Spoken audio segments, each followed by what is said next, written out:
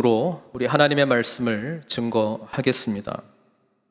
긴 본문을 저희가 읽었기 때문에 설교도 왠지 길 것 같죠?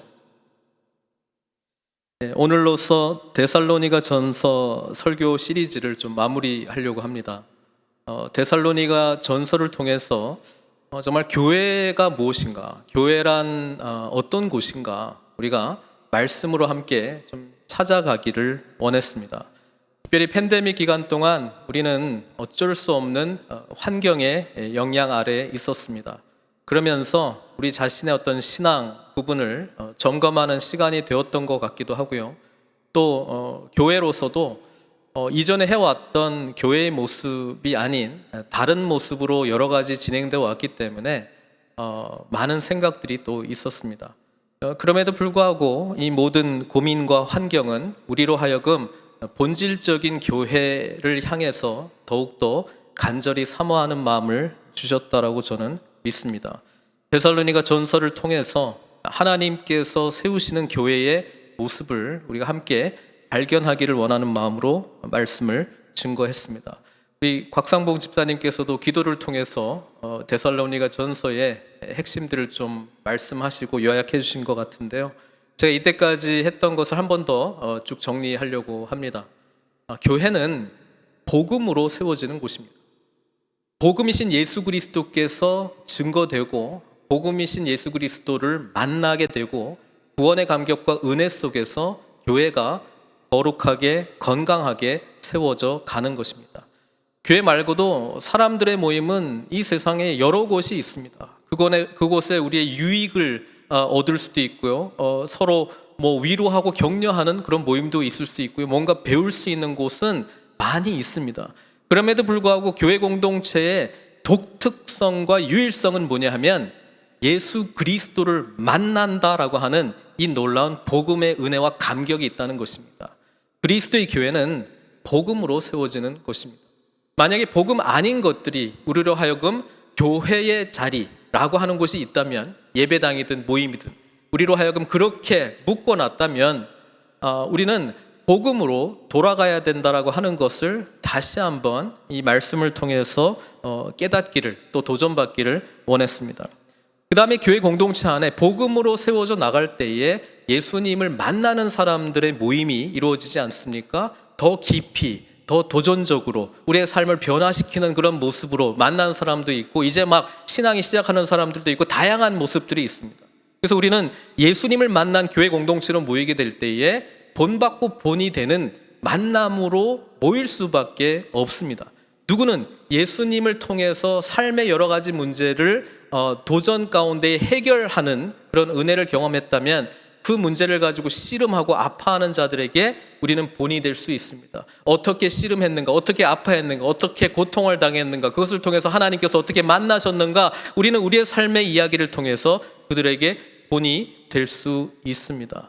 또는 우리는 우리보다 더 깊이 하나님을 알고 있는 사람들이 주변에 있다는 것을 발견하고 그들과 교제하고 만나고 이야기하면서 예수님 믿는 것은 이런 것이구나, 우리는 함께 배울 수 있다는 것입니다. 그래서 데살로니가 교회에 복음의 씨앗이 뿌려지고 먼저 믿고 나중에 믿든 깊이 믿고 지금 이제 막 시작하든 아직 잘 모르든 이 사람들이 모일 때에 본받고 본이 되는 관계가 공동체 가운데 이루어졌고, 그것을 통해서 믿음의 역사, 사랑의 수고, 소망의 인내, 이런 부분들이 나타났다는 것을 말씀을 통해서 보았습니다. 그런 점에서 성도의 참된 교제의 풍성함과 중요성을 데살로니가 전서를 통해서 우리는 깨닫게 됩니다. 신앙생활은 나 혼자 하나님하고 나하고의만의 관계의 그거가 아니고 공동체를 통해서 하나님께서는 이 교제의 풍성함을 누리게 해주는구나.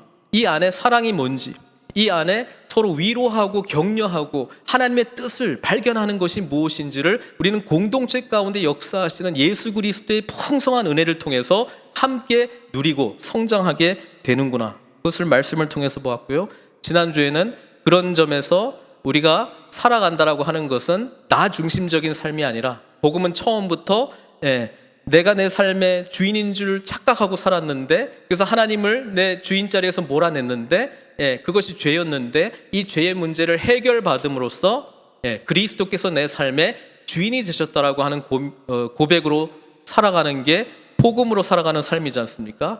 그렇기 때문에 그런 점에서 하나님을 기쁘시게 하는 삶이 성숙을 향해서 나아가는 우리의 모습이라고 하는 것입니다. 언제까지 내가 좋으니까, 내가 기뻐하니까, 이게 나한테 필요하니까 언제까지 그런 나중심적인 신앙생활을 우리가 하겠습니까? 복음은 처음부터 예수님을 주인으로 모시고 살아가는 것인데, 그렇기 때문에 주님을 만나면 만날수록 복음이 우리 삶의 중심에 자리 잡을수록 우리는 타인 중심으로 또 하나님을 기쁘시게 하는 삶을 살아가도록 움직여 나간다라고 하는 것입니다.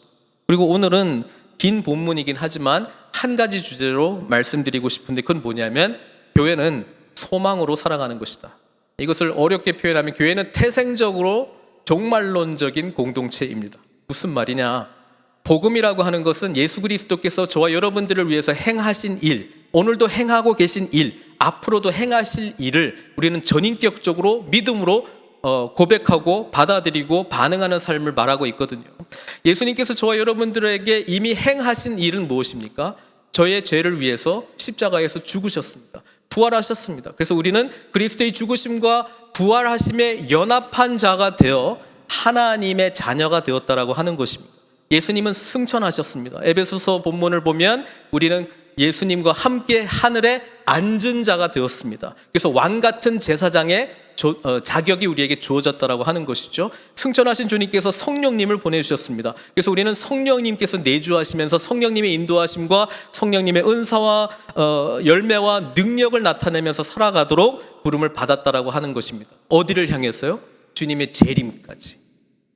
우리가 복음을 믿는다라고 하는 것은 주님의 죽으심, 부활, 승천, 성령님 보내주심, 그리고 재림의 때까지를 우리가 믿는 것이죠. 왜냐하면 주님께서 오셔서 우리들의 왕이 되시기도 했지만 이것은 우리 개인적인 왕이 아니라 우주적인 왕으로 오셨다라고 하는 것이죠. 만왕의 왕 만주의 주께서 이제 하나님의 나라의 완성과 함께 새 하늘과 새 땅을 가져오실 것이라는 것입니다. 이 소망으로 우리는 오늘, 내일, 미래의 삶을 주님께 의탁하면서 살아갈 수 있다는 것입니다. 그런 점에서 종말론적인 공동체라는 것입니다. 태생부터요. 우리는 어디를 향해서 갈지 알고 있습니다. 우리의 마지막에 이 세상의 모습이 우리들에게는 흐릿한 것이 아닙니다. 성경은 분명하게 말씀하고 있습니다. 그렇죠? 그래서 하나님께서 예수님의 재림과 함께 완성시킬 그 하나님 나라의 이 거대한 계획 속에 우리 개인의 종말도 있단 말이에요. 이 땅에서 우리가 숨쉬고 살아가고 생활하는 이 육신이 이제 연약한 그릇이 되어서 우리가 이제 숨을 멈추게 되었을 때, 죽음이라는 것이 우리에게 찾아올 때 개인적인 종말이 우리에게 있는데, 예수님의 그 크신 이 거시적인 이 종말과 함께 나의 삶이라고 하는 것은 도대체 무슨 의미가 있는가? 이것을 우리가 예수님 안에서 발견할 때 지금 데살로니가 전서에서 말씀하고 있는 소망 있는 자의 삶을 산다는 것입니다. 그냥 내일 잘 될 거야. 예수님 모르는 사람들도 우리에게 소망 줄 수 있거든요. 내일은 경제가 이제 좋아질 거야. 여러 가지 지금 사회 분위기를 보니까 굉장히 환경적으로 좋아질 거야. 이런 이야기를, 미래에 대한 전망이 우리에게 소망이 될 수도 있습니다. 또 우리의 현재나 미래를 보면서 우리의 자녀들 또는 내 주변에 일어나고 있는 일들이 우리에게 소망이 될 수 있습니다. 그 소망을 말하는 것이 아닙니다. 궁극적으로 이 세상은 어디를 향해서 가고 어떻게 끝낼 것인가? 끝내는 게 아니고 우리에게는 새로운 시작이죠. 그리고 나의 삶은 이제 어떻게 마무리될 것인가? 그것을 하나님께서 저와 여러분들에게 복음을 통해서 주신 이 놀라운 은혜 속에서 우리가 발견해낼 때 우리는 절대적인 소망을 가지고 오늘 그리고 내일을 살아갈 수 있는 능력이 주어진다는 것이죠. 그거에 대해서 말씀하고 있습니다. 사랑하는 성도 여러분, 오늘 저와 여러분들에게 무엇이 소망입니까?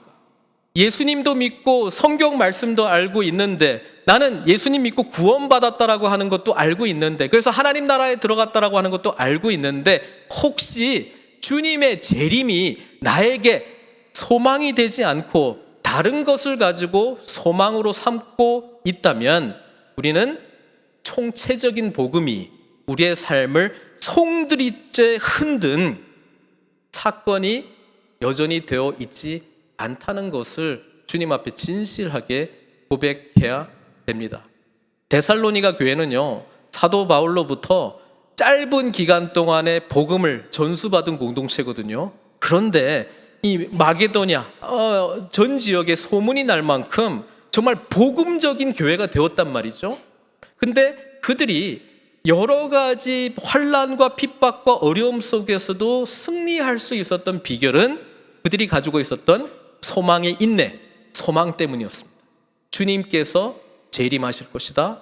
그분의 나라가 완성될 것이다. 그래서 오늘 내가 어떻게 살아가는 것은 의미 있는 것이다. 나는 이런 삶을 살아야 할 것이다. 이런 생각 속에서 하루하루 한순간 한순간 그들이 만나고 해야 되는 모든 일들 속에서 소망으로 살았다라고 하는 것을 지금 말씀해 주고 있습니다. 그런데 데살로니가 교인들이 사도 바울이 있을 때의 복음의 메시지를 들었는데 두 가지가 궁금했던 것 같아요.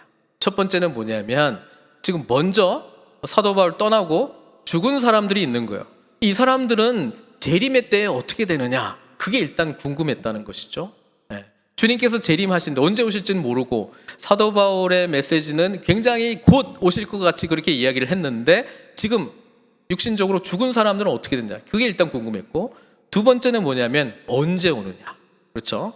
우리 언제 오느냐가 왜 중요하냐면은 중요한 분이 오잖아요. 내일 오셔. 그러면 오늘 우리는 그분이 오시기 때문에 뭐 생각해야 될 거 아니야. 오시면 뭘 해야 되지, 뭘 준비해야 되지, 이런 거잖아요.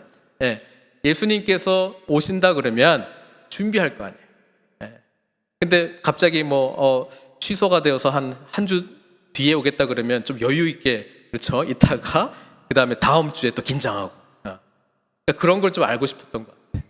주님께서 오시는데 언제 오실지 모르니까 이거 늘 긴장하고 오늘 오시려나 내일 오시려나, 정확하게 날짜를 알면 앞에는 조금 그릿하게 살다가 내 뜻대로 살다가 아니면 내가 하고 싶은 대로 살다가 막판에 좀 경건한 삶을 살아도 되겠다, 이런 생각을 했는지 모르겠어요. 어쨌든 때와 시기에 대한 고민이 있었습니다. 그래서 사도 바울이 이 부분에 대해서 답을 쓰는 거거든요. 근데 답을 이렇게 씁니다. 13절 보시면 형제 자매 여러분, 4장, 우리는 여러분이 잠든 사람의 문제, 사도 바울이 잠든 사람의 문제, 자는 자들에 관하여 이렇게 개역 개정은 번역하고 있는데요. 죽은 사람들을 잠자는 사람들이라고 표현했습니다. 왜 그랬을까요? 우리 주님께서도 그렇게 했죠. 야이로의 딸, 병이 들어서 야이로, 회당장 야이로가 주님 모시고 가는데 가는 도중에 죽었단 말이죠. 도착했을 때 이미 막 목소리 나고 막 난리가 났어요. 그러니까 주님께서 뭐라고 말씀하십니까? 죽은 것이 아니라 잔다 그러니까 막 비웃고 막 그랬잖아요. 주님이 보시기에는 잔다라고 표현할 수밖에 없었던 게 부활이 있기 때문에 그렇죠. 그래서 사도 바울도 죽은 자들, 육신적으로는 죽은 자들을 잠자는 사람들로 표현하고 있죠. 잠든 사람의 문제를 모르고 지내는 것을 원하지 않습니다. 여러분은 소망을 가지지 못한 다른 사람들과 같이 슬퍼하지 않아야 합니다. 사도 바울이 보기에 소망 없는 사람은 어떤 사람이냐? 예수 그리스도의 재림의 복음이 확실하지 않는 사람, 아니면 모르는 사람이라고 지금 말씀하고 있습니다. 부활의 은혜가 뭔지를 모르는 사람, 그리스도와 함께 부활하신 주님과 연합한 자의 은혜가 무엇인지를 모르는 사람, 그게 바로 소망 없는 자라고 말씀하고 있습니다. 우리는 뭐에 우리가 두려워하는지, 뭐에 우리가 소망을 갖고 있는지를 잘 분석을 해야 돼요. 성경은 예수 그리스도를 근거로 우리에게 소망의 근원이 있어야 된다, 그렇게 말씀해주고 있는 것입니다. 14절에 보면 우리는 예수께서 죽으셨다가 살아나신 것을 믿습니다. 소망 이야기하다가 십자가의 죽으심과 부활 이야기하거든요. 이게, 여러분 이거 믿지 않습니까? 이것이 우리에게 소망입니다.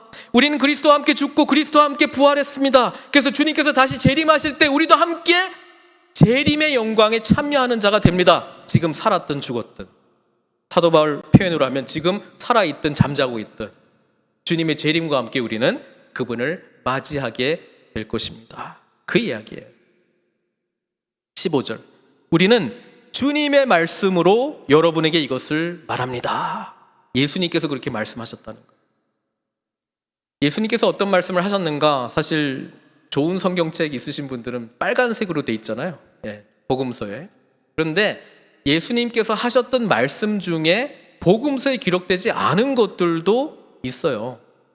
사도 바울은 주께서 말씀하셨던 것 같이 주는 것이 받는 것, 맞죠? 주는 것이 받는 것보다 더 복이 있도다라고 하는 말씀 복음서에는 없어요. 근데 주님께서 그렇게 말씀하셨대.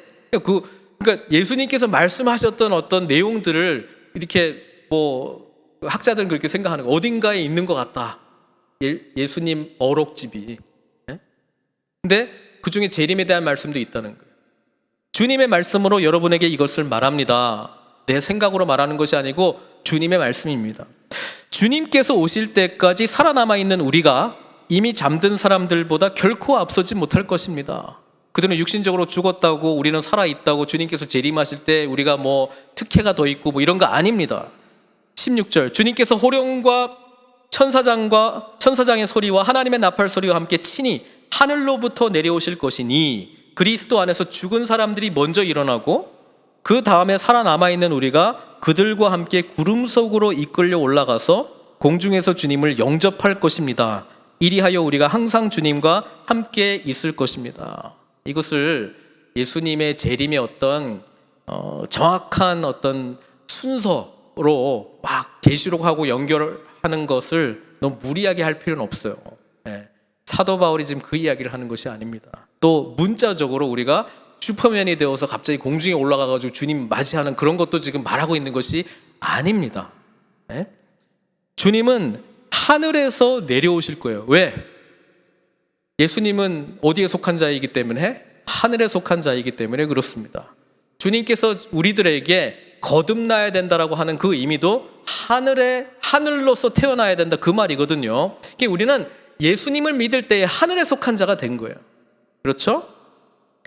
하늘로서 내려오실 때에 그리스도 안에서 죽은 사람들이 먼저 일어나고 그 다음에 살아남은 우리가 그들과 함께 구름 속으로, 구약 성경에서 구름 속으로라고 하는 의미가 주로 시내산에서의 그 구름 가운데 임재, 성막에서의 구름 가운데 임재, 그래서 하나님의 영광의 임재를 의미하지 않습니까? 우리가 마가복음 공부하면서 변화산에서 구름 속에서 만난 예수 그리스도의 영광스러운 모습, 그러니까 하늘에 속한 자의 그 영광스러운 하나님을 대면하여 만나는 그런 임재와 영광에 대한 말씀을 구름 속으로 이렇게 하고 있잖아요.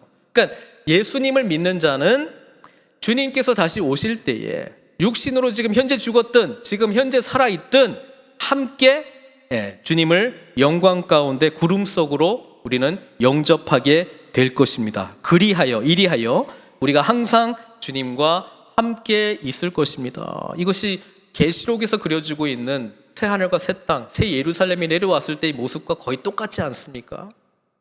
주님과 영원토록 우리는 교제하는, 함께하는, 거하는 그런 은혜를 누리게 될 것이라고 하는 말씀을 해주고 있습니다. 그래서 지금 육신적으로 죽어 있는 사람들에게 대해서 너무 걱정하지도 말고, 지금 살아있는 자들이 그러면 예수님 재림하실 때 우리는 좀 특혜가 있고 이 사람들은 어떻게 되느냐 그런 거 고민할 필요 없이, 아니 주님께서 죽으실 때 우리도 함께 죽었고 주님께서 부활하실 때 함께 부활했다면 주님께서 재림하실 때는 함께 안 한다는 말이냐, 그 논리로 지금 말씀하고 있는 것이죠.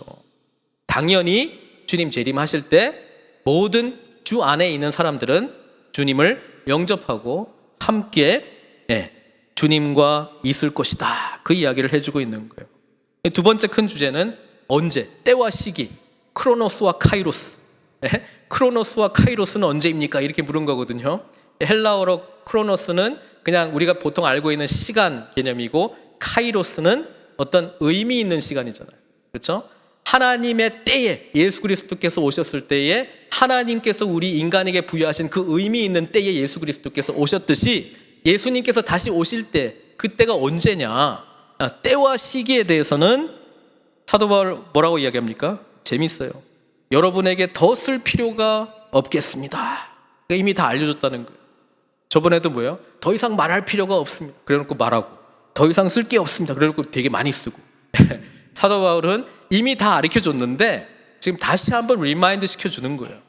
뭐냐 하면 주님의 날이 밤에 도둑처럼 온다는 것을 여러분은 자세히 알고 있습니다.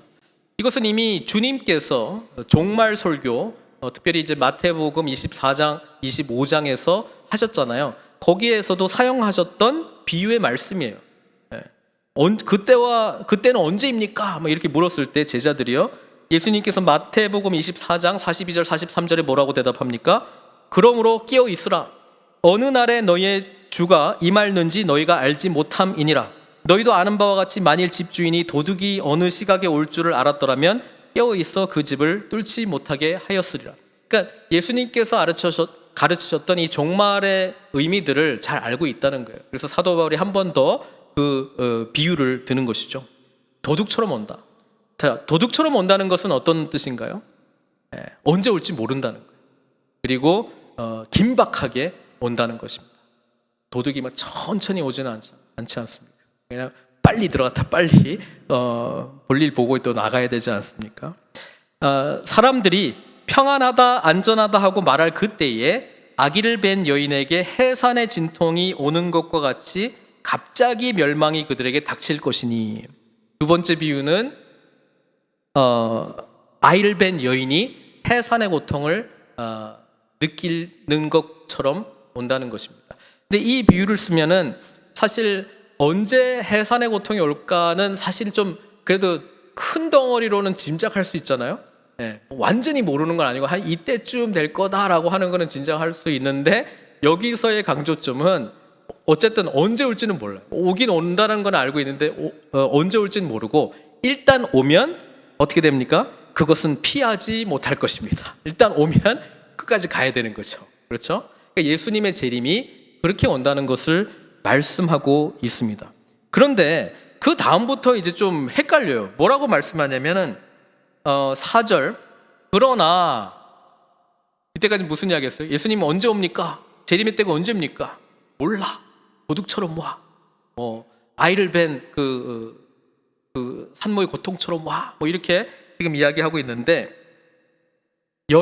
그러나 형제 자매 여러분, 여러분은 어둠 속에 있지 아니하므로 그 날이 여러분에게 도둑과 같이 덮치지는 않을 것입니다. 이렇게 이야기합니다.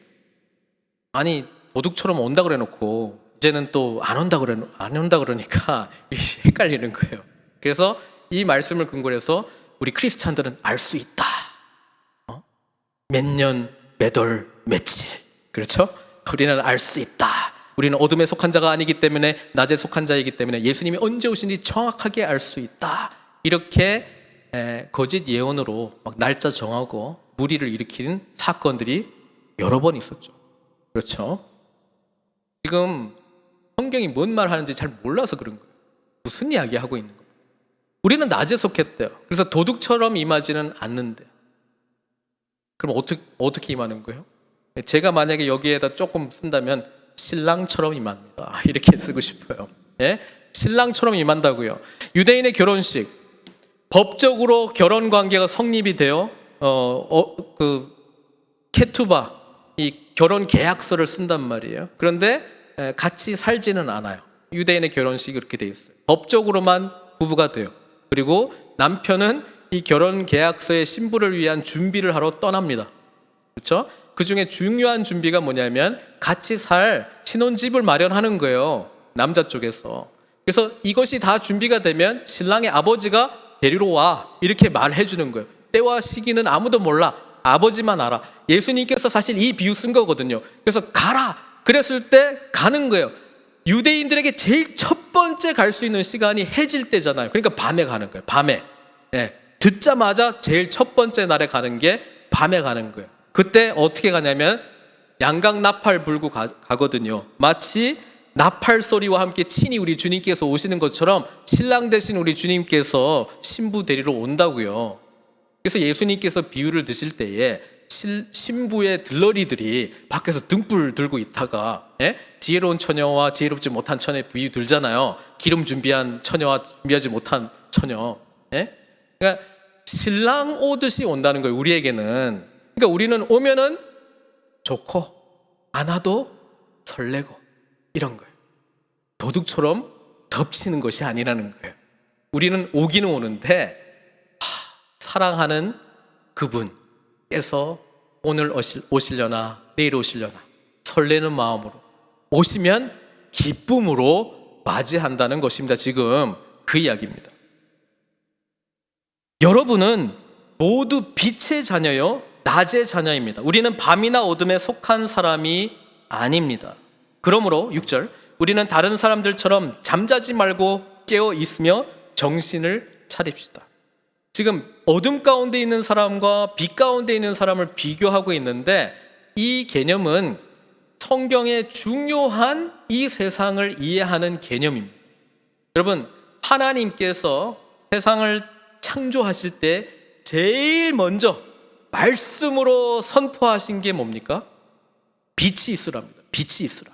여러분, 이 선언은 그냥 낮과 어둠이 있는데 그냥 말 그대로 빛이 있으라라고 하는 차원 정도가 아니고 지금 이 창조 가운데 하나님의 생명이 있으라 그 말이거든요. 왜냐하면 빛을 요한복음은 생명으로 설명하고 있지 않습니까? 안 믿으실까 봐 성경 봅니다. 요한복음 1장 보시면 이렇게 돼 있잖아요. 1절에서 4절 태초에 말씀이 계시니라 이 말씀이 하나님과 함께 계셨으니 이 말씀은 곧 하나님이시라. 말씀 태초에 있었는데 하나님이시라. 이 말씀이 성육신 하셔서 오신 분이 누구라고요? 예수님. 그걸 일단 전제하고 2절 그가 태초에 하나님과 함께 계셨고 만물이 그로 말미암아 지은 바 되었으니 지은 것이 하나도 그가 없이는 된 것이 없느니라. 그 안에 뭐가 있었다고요? 생명이 있었으니 이 생명은 사람들의 뭐라고요? 빛. 이렇게 이야기합니다. 그러니까 예수님 오셨을 때 이 세상 가운데는 참 생명이 없었다는 거예요. 그래서 이 세상은 어떤 세상이었다고요? 어둠. 하나님께서 창조하셨을 때는 빛이 있었어요. 근데 이 창조하셨던 세상이 누구 때문에 깨져버렸어요? 아담과 하와 때문에. 왜? 주인을 쳐내버렸어. 안 믿어버렸어. 그렇죠? 그래서 어둠이 이 세상 가운데 임하기 시작했다는 것이죠. 그게 죄로 가득한 오늘 세상이에요. 요한복음 1장 9절에서 10절은 이렇게 말합니다. 참 빛 곧 세상에 와서 각 사람에게 비추는 빛이 있었나니 그가 세상에 계셨으며 세상은 그로 말미암아 지은 바 되었으되 세상이 그를 알지 못하였고 이렇게 이야기합니다. 그래서 예수님께서 오시면서 창세기에 때 빛이 있으라라고 했던 그 생명의 빛을 가져오셨어요. 그래서 요한복음을 자세히 읽어보면 예수님께서 자기 자신에 대해서 뭐라고 선포하세요? 7개의 하나님에 대한 자기 선언이 있는데 나는 세상의 빛이라 말씀하셨잖아요. 그리고 마태복음에 보면은 우리도 세상의 빛이라고 말씀하고 있습니다. 왜? 우리 안에 뭐 선한 빛이 있었어요?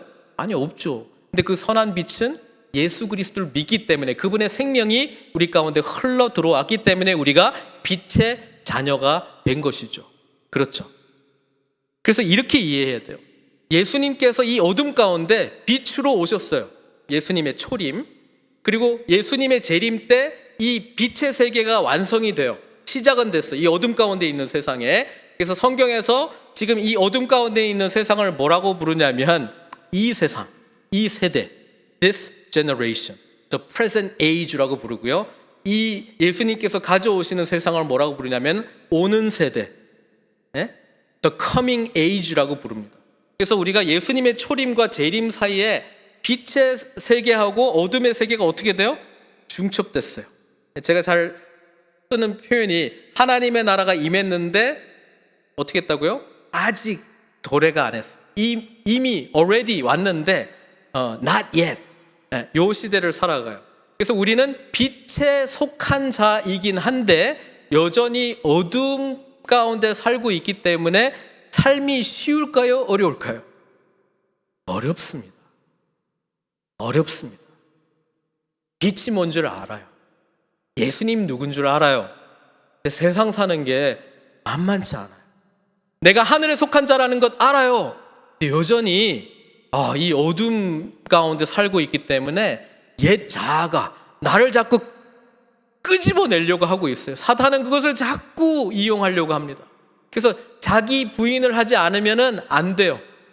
이 옛 자아를 자꾸 부인하는 훈련을 해야 돼요.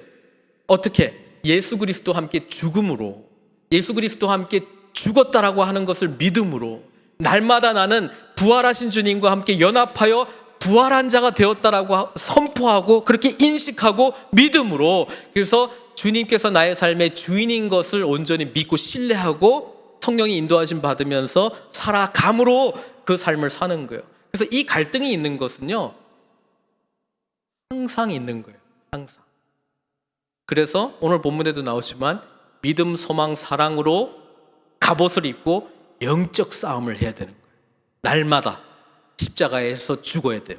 날마다 부활하신 주님과 함께 부활해야 돼요.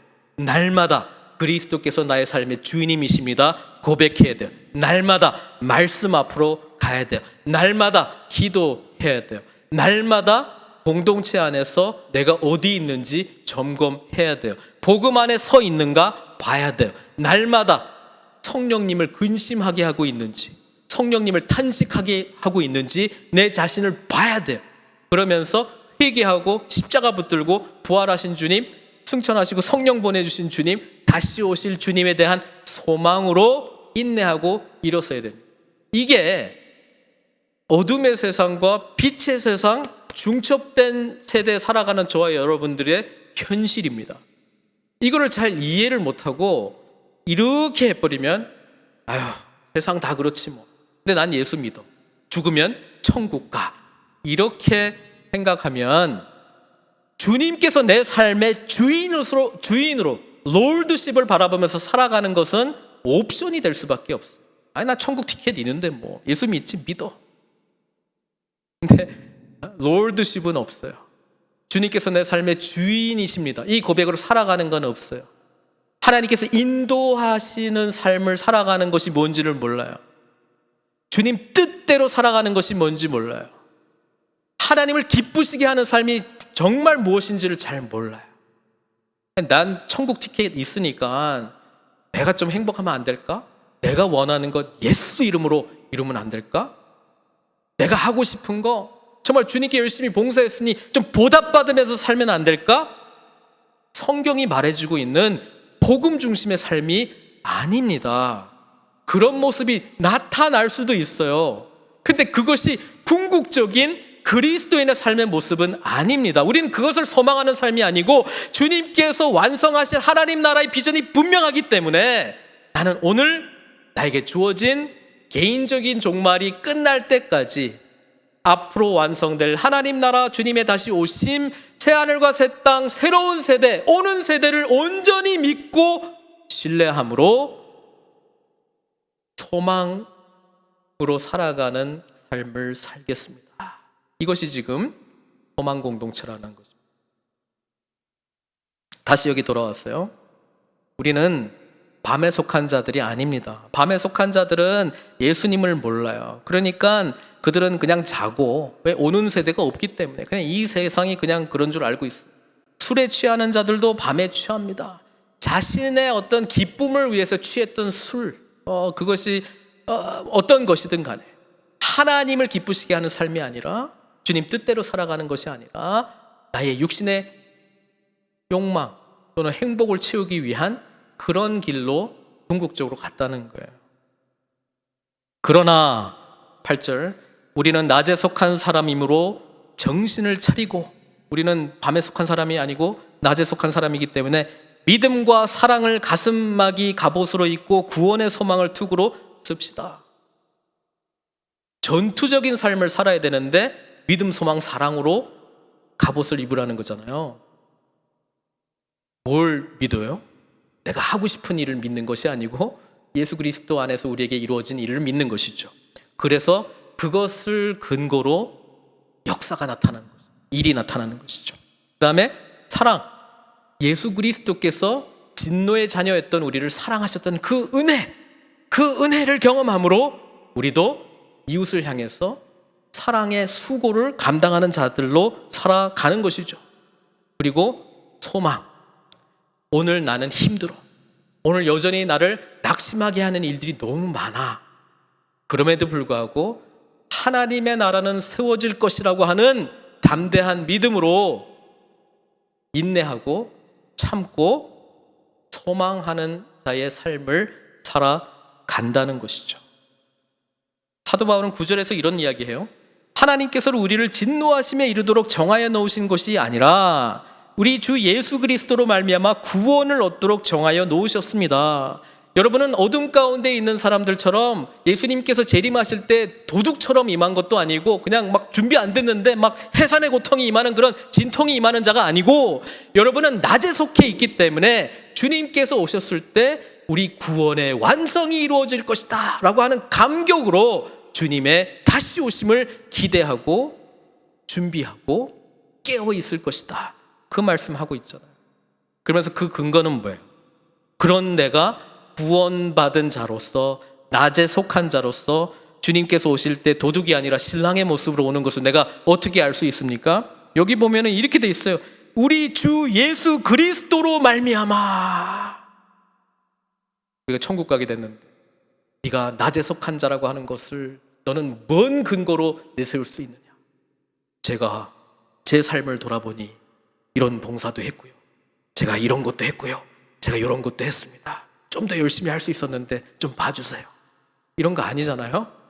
우리의 유일한 근거는 주 예수 그리스도로 말미암아 주어진 구원입니다. 그래서요, 교회 공동체가 소망 공동체로 나아가기 위해서 우리가 해야 될 일이 있는데요, 이게 바로 11절이죠. 11절. 10절 11절. 그리스도께서 우리를 위하여 죽으신 것은 우리가 깨어있든지 자고 있든지 그리스도와 함께 살게 하시려는 것입니다. 그러니까 우리가 해야 될 일이 뭐라고요? 여러분은 지금도 그렇게 하는 것과 같이, 사도 바울 계속 그렇게 해요. 데살로니가 교인들에게는 그렇게 잘하고 있는데 더 잘하기를, 그렇죠? 서로 격려하고 서로 덕을 세우십시오. 여러분, 예수 안 믿는 사람들도 격려해요. 네? 덕을 세우는 거 중요하게 생각하는 사람들 있어요. 여기서 말하는 격려와 덕을 세우는 것은 뭐예요? 영어로 하면 build up이거든요. 뭘 자꾸 세우는 거예요? 복음 가운데 있는 것을 굳건하게 세워주고 복음이신 그리스도께로 나아가도록 격려하는 것입니다. 힘들고 어려울 때 주님의 다시 오심을 신뢰하도록 기도하는 것입니다. 오늘 낙심할 수밖에 없는 상황들이 막 찾아오는데 그래도 우리와 함께 하시고 우리를 위하여 생명 내어주신 예수 그리스도께서 이미 하신 일들을 다시 내 마음 가운데 불일 듯 일어나게 첫사랑의 감격으로 회복시켜 주는 것입니다. 이렇게 세우는 것입니다. 복음 안에서요. 그럴 때 교회가 소망 공동체 역할을 감당한다는 것이죠. 아마 이런 생각 하실 거예요. 목사님, 이런 속도로 나가면 언제 끝납니까? 지금 28절인데 12시는 넘었고 이제 12절 들어갑니다. 어떻게 할 겁니까? 그래서 제가 빨리빨리 뒤에는 요약할 수밖에 없을 것 같습니다. 12절부터 마지막 절까지 우리가 잘 아는 말씀이에요. 어떻게 격려하고 서로 세우는가에 대한 구체적인 말씀을 해주셨는데 크게 세 가지입니다. 첫 번째는요, 리더들을 격려하라고 말하고 있습니다. 이 말씀을 강조해야 될 것 같네요. 리더들을 격려하라고 되어 있습니다. 존귀하게 여기라.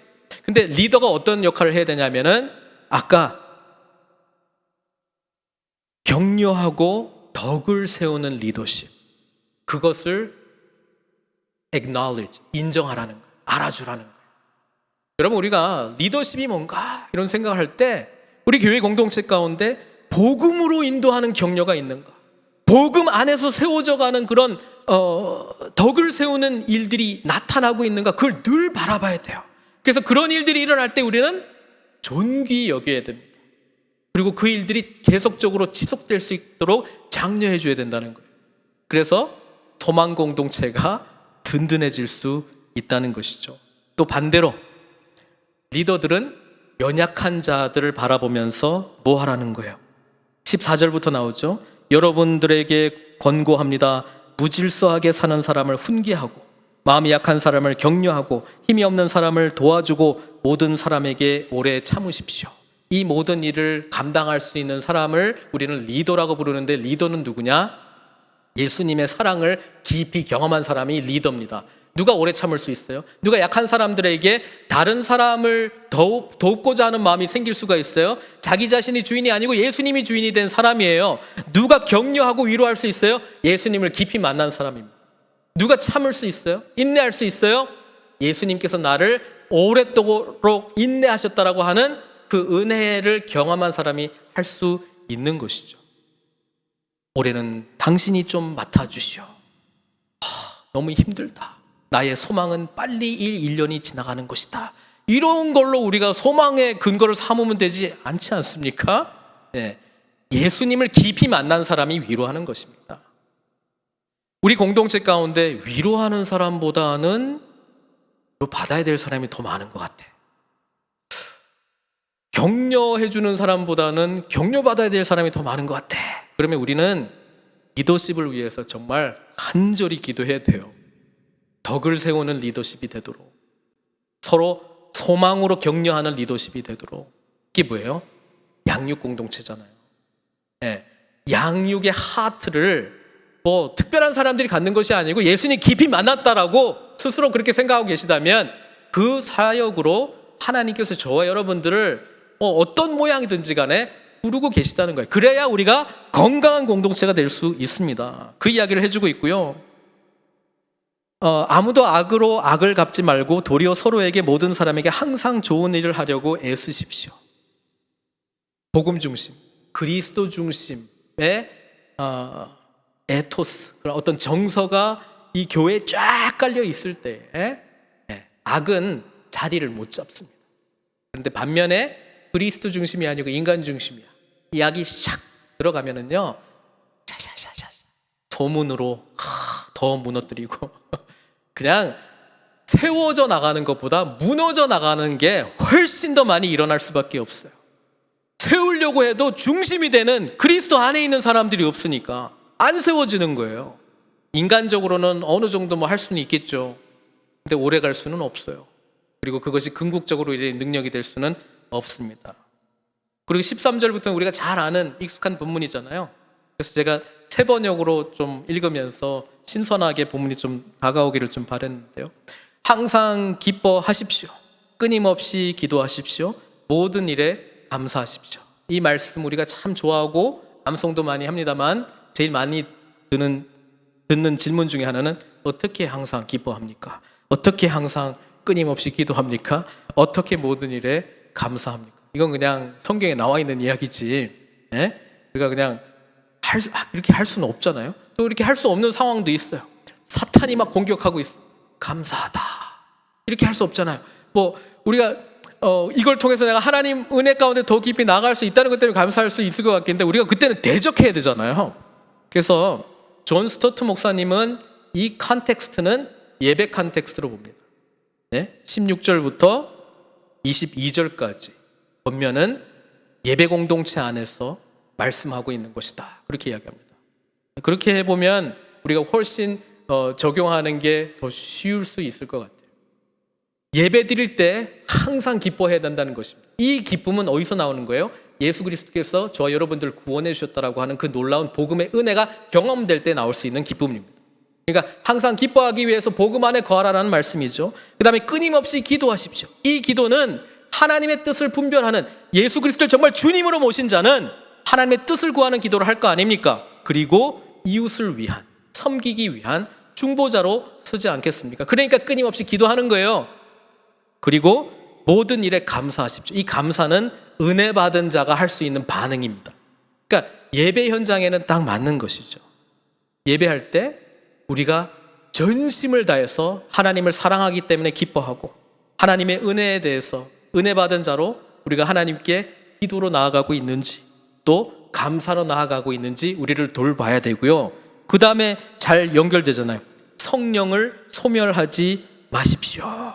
예배 컨텍스트에서는 어떻게 됩니까? 우리가 레위기를 읽었을 때에 제사장들이 하는 역할 중에 하나가 뭐예요?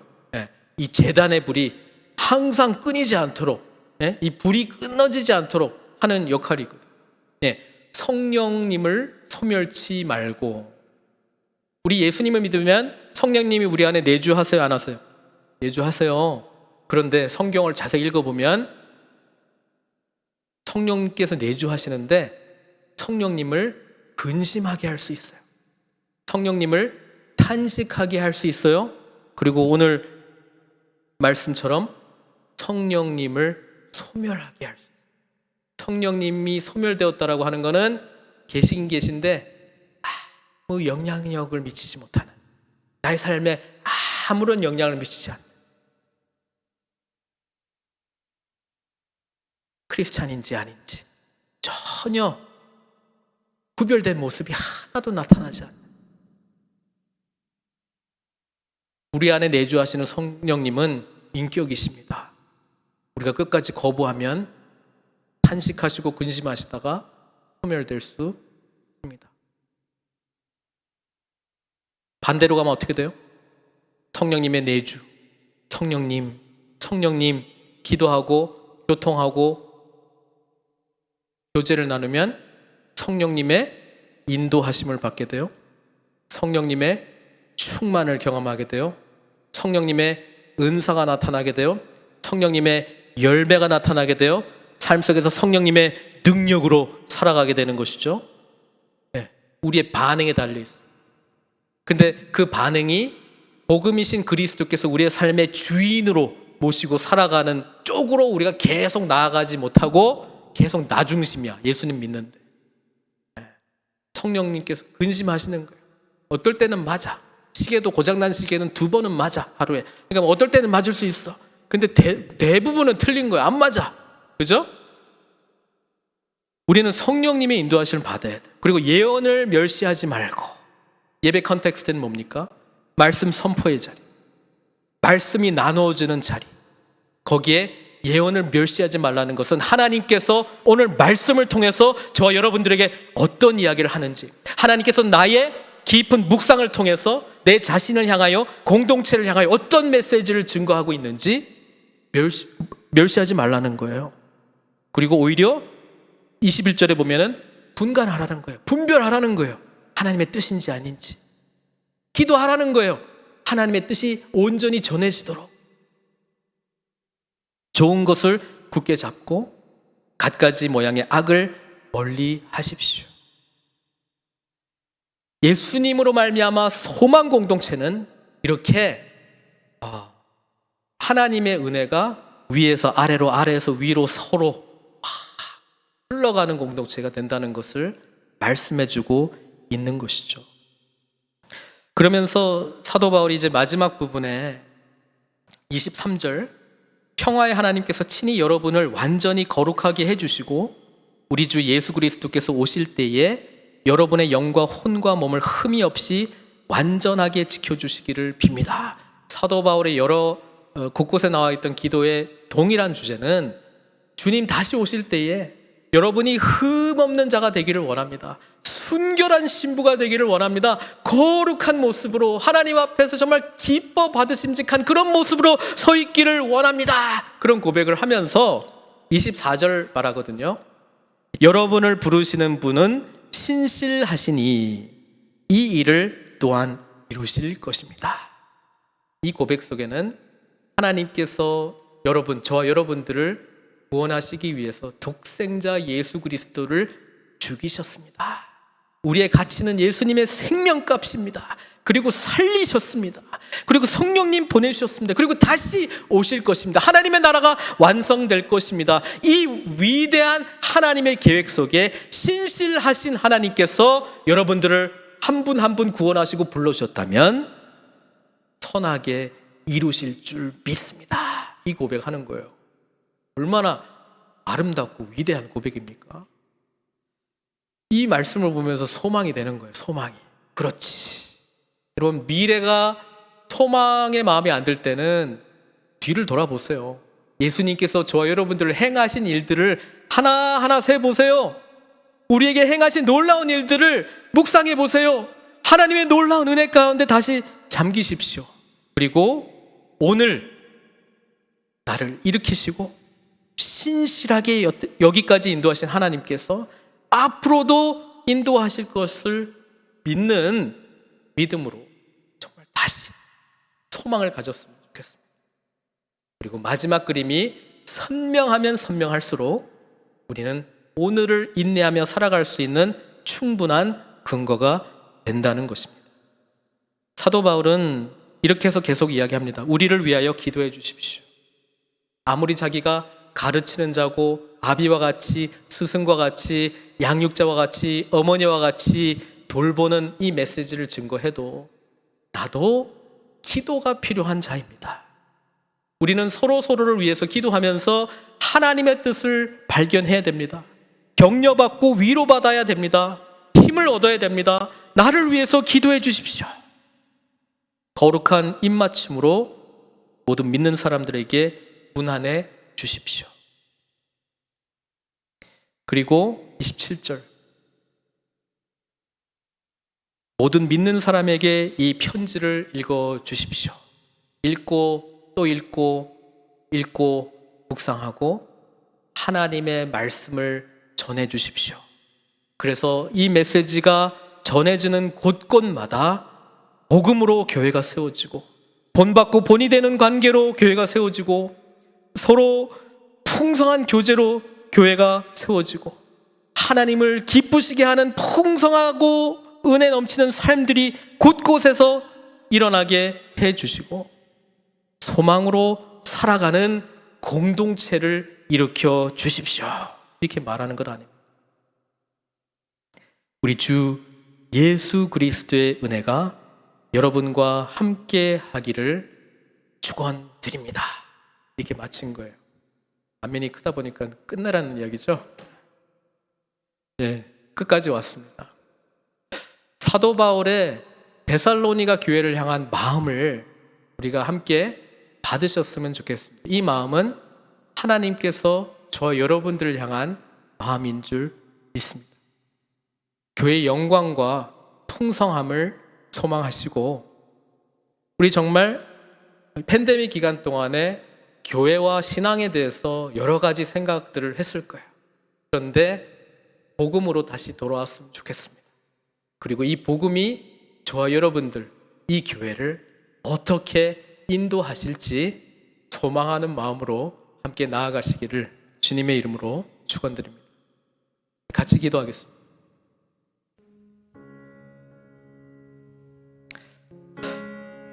교회는 태생적으로 소망 공동체입니다. 여러분, 우리의 소망이 되시는 분은 우리 주님이십니다. 왜냐하면 주님께서는 예수님을 보내시기 위해서, 우리 하나님께서 예수님을 보내시기 위해서 이때까지 참으셨고요, 하나님의 정한 때 보내셨습니다. 우리를 살리시려고요, 우리에게 가장 복된 삶으로 인도하시려고요. 그래서 이 교회를 허락해 주셨습니다. 사랑하는 성도 여러분, 이 데살로니가 전서의 말씀을 통해서 교회의 영광을 꿈꿨으면 좋겠습니다. 우리는 연약해요. 맞아요. 우리 아직 가야 될 길이 많아요. 맞아요. 근데 예수님 계시잖아요. 우리 주님께로 서로 격려하고 인도했으면 좋겠습니다. 우리 주님 안에서 서로를 세웠으면 좋겠습니다. 우리 주님께서 행하실 일들이 우리 공동체 가운데 나타나기를 소망합니다. 우리 주님 다시 오십니다. 그때 저도 마찬가지입니다. 우리 모두 다 거룩하고 순결한 모습으로 주님 앞에 다 이루었습니다. 주님 저에게 허락하신 시간, 만남과 관계 속에서 주님을 기쁘시게 하는 삶을 살았습니다. 너무 행복했습니다. 너무 감사했습니다. 주님께 영광 돌립니다. 이 고백하기를 원합니다. 그렇게 하기 위해서 우리 혼자 못하고요, 같이 해야 돼요. 사랑하는 성도 여러분, 자신을 위해서, 우리 교회를 위해서 이 시간 같이 기도하기를 원합니다. 함께 기도하시겠습니다. 사랑의 하나님, 그렇습니다. 복음이신 주님께서 우리에게 찾아오셔서 우리를 구원해 주시고 이 은혜의 감격 속에 우리를 인도해 주신 주님을 찬양합니다. 하나님 아버지, 교회의 영광 꿈꾸기를 원합니다. 우리 여전히 연약하고 우리 여전히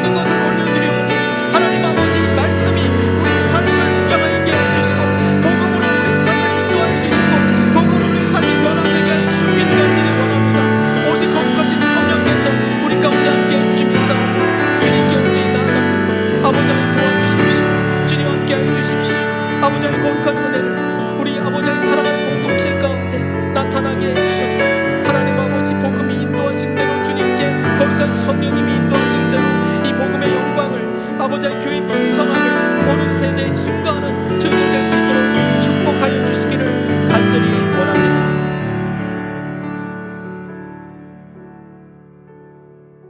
아버지 하나님, 정말 그렇습니다. 우리 몸된 교회의 주인은 우리 주님이십니다. 늘 복음이신 주님께로 더 깊이 나아가는 우리 믿음의 공동체 될 수 있도록 축복해 주시옵소서. 서로 격려하고 위로하고 주님께로 인도함으로 우리 안에 연약한 부분들이 제거되게 해주시고 소망으로 가득 찬 공동체로 우리를 인도해 주시기를 간절히 원합니다. 어느 때보다도 주님, 세상은 소망을 찾고 있습니다. 이 세상의 유일한 소망은 주님이신데 그 주님이 우리의 진정한 소망임을 드러내는 우리 늘푸른 선교교회 될 수 있도록 축복해 주시옵소서. 복음으로 우리를 풍성히 자라게 해주시고 우리 공동체 가운데 하나님 믿는 그 기쁨, 그 맛, 그 영광을 경험케 해주시고 아버지 하나님, 서로 주님 오시는 그날 흠없는 모습으로 순결한 신부로 우리에게 사랑으로 달려오시는 주님 맞이하며 새 하늘과 새 땅 완성될 하나님의 나라 함께 나아가며 주님과 함께 거하는 저희들 다 될 수 있도록 축복해 주시옵소서. 예수님의 귀하신 이름으로 기도드리옵나이다.